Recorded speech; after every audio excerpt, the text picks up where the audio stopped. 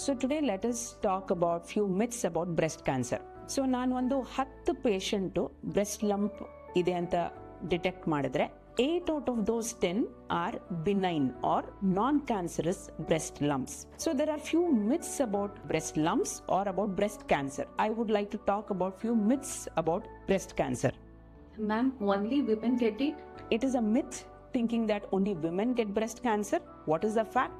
Even men can get breast cancer.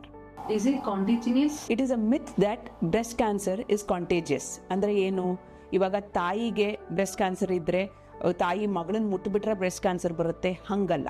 Genetically it can be transmitted from the mother to her daughter. ಆದ್ರೆ breast cancer ಆ ಥರ ಮುಟ್ಟೋದ್ರಿಂದ ಏನು ಹರಡಲ್ಲ. Am I too young? So ಇನ್ನೊಂದೇನು madam, ವಯಸ್ಸು ತುಂಬಾ ಚಿಕ್ಕವಳು ಮೇಡಮ್, ಇನ್ನು 18 ವರ್ಷ, ಇನ್ನು 20 ವರ್ಷ, ಇವ್ರಿಗೂ ಬ್ರೆಸ್ಟ್ ಕ್ಯಾನ್ಸರ್ ಬರ್ಬೋದಾ?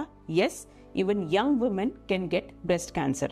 So what is my advice? Please do a self breast examination. ಅಂದ್ರೆ ತಿಂಗಳಿಗೆ ಒಂದ್ಸತಿ ನಿಮ್ಮ ಬ್ರೆಸ್ಟ್ಗಳನ್ನ ನೀವು ಎಕ್ಸಾಮಿನ್ ಮಾಡಿಕೊಂಡು you feel anything abnormal, please seek medical help because early detection is always better.